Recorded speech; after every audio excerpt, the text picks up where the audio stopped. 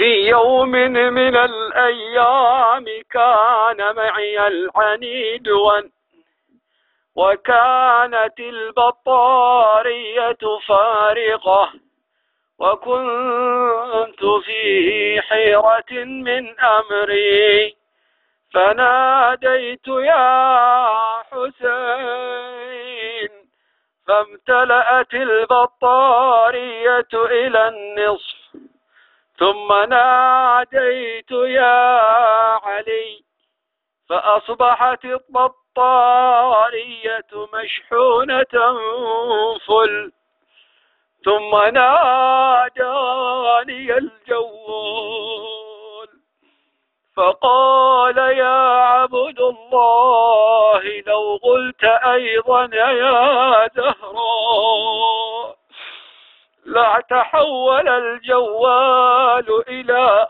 آيفون. فبكيت وبكى الجوال وبكيت أكثر على حظي المنحوس.